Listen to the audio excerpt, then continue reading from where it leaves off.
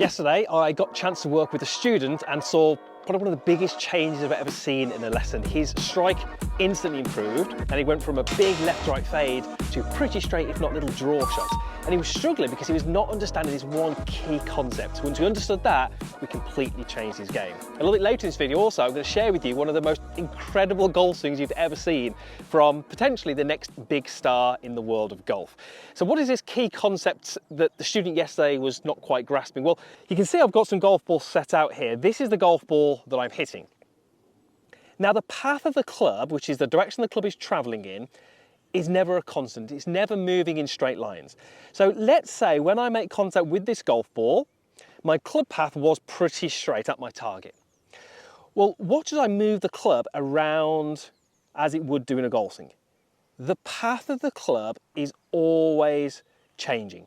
So if I was going to hit the golf balls over here, my path is more to the left. And if I hit the golf balls here, which is earlier, you can see how the path of my club is more to the right. So as I hit the golf ball from different positions, my path will be changing even though my swing would look the same.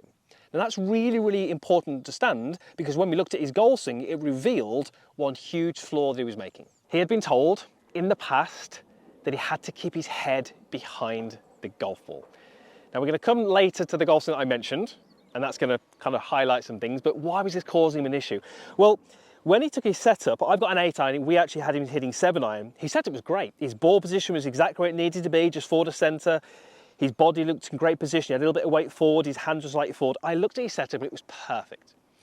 But what he did in the backswing is he drifted a little bit away from the target, not a huge amount, but then he was leaving all of his weight on his back foot.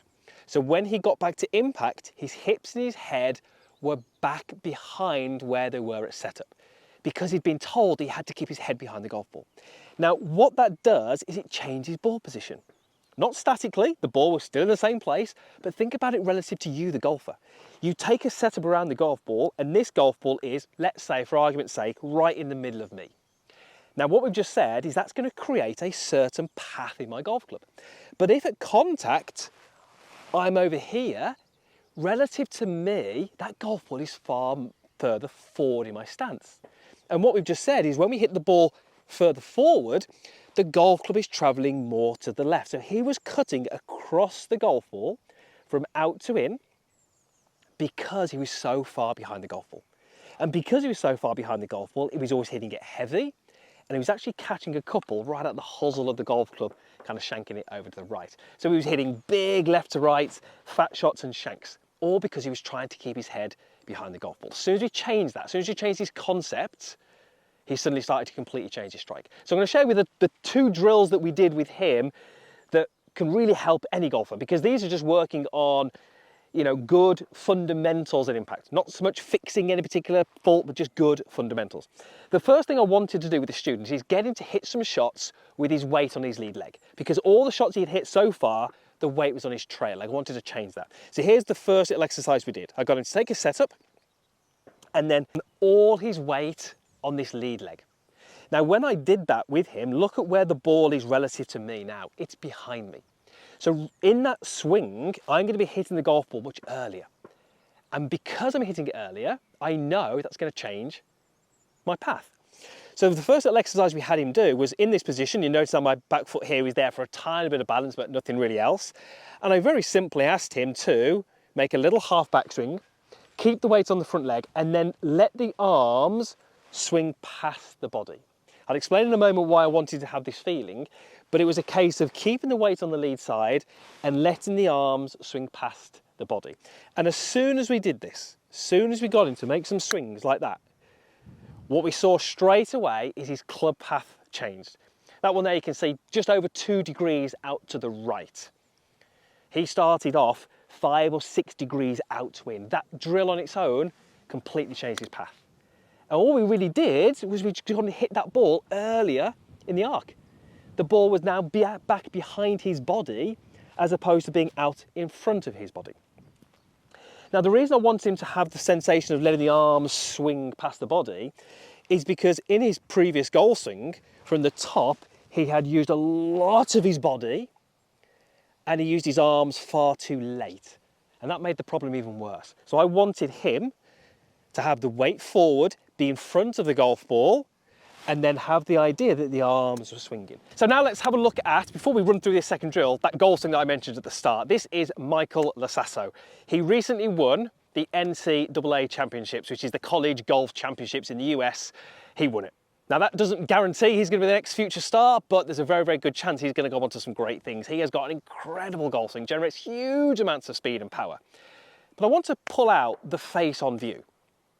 What do you see him do from the top of his backswing? Is he focusing on keeping his head back behind the golf ball? He's not. His head actually moves forwards and down.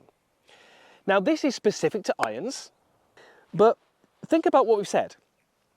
If I set up, and I'll explain why I've got this stick here in a moment, if I set up here, if at impact I was over here, now I'm not suggesting you would want to be, but if I was, what would that likely do to my delivery?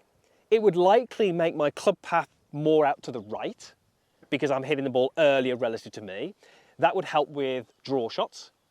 And it would probably help me have a slightly more descending blow, hitting down on the golf ball, which would probably help me with striking, compression and distance. So if I was to be in this position, it's probably going to give me two things that are, for most golfers, quite useful. If at impact I was in this position, like my student was yesterday, it's going to give me the opposite. It's going to give me the opportunity to swing more left. It's going to give me the opportunity to hit the ground early, and it's going to give me the opportunity to add more loft and scoop the golf ball, lack distance and have poor strikes. So which of those would we prefer to work towards? Well, surely the first one, which is what you see in Michael Lasasso, this head moving forwards and down. So when I was with this student yesterday, I set this up for him. I asked him to take his setup to where the ball was directly underneath the alignment stick. And I very simply said to him, make me a backswing, move to impact, and I want the ball to him to visibly be in front of the alignment stick. And the only way he could do that was in transition, shifting a little bit forward towards the target. What I was doing is I was creating the feels for him to explore. I needed him to be shifting more to his lead side and have his head moving a little bit in that same direction. Now, the reality was, did I need him to move his head forward by 6-8 inches? Not really, I just needed to stop him moving back. But this little exercise gave him the opportunity to explore what this felt like. And as soon as he made some of these movements, he said to me, he said, Chris, it feels like I can really compress the golf from there. And it feels like I can really send the ball up the right and draw it back onto target. And you know what? That's exactly what he started doing. Because we actually got him to hit golf balls from this position. Now, where was the ball relative to the alignment stick when he hit it? He actually couldn't tell me because it happened in such a flash, but he had these ideas that he was trying to move forward. And we completely changed his club path. We completely changed his ball flight. And you know what? At not one point in the lesson did I mention the golf club. We completely changed how the club was delivered to the ball, all by focusing on what the body was doing. And that's really important. So as I hit a shot now, trying to do what he was doing, it was setup, it was back, it was can we get an impact where the ball is in front of the alignment stick, and then go ahead and hit it.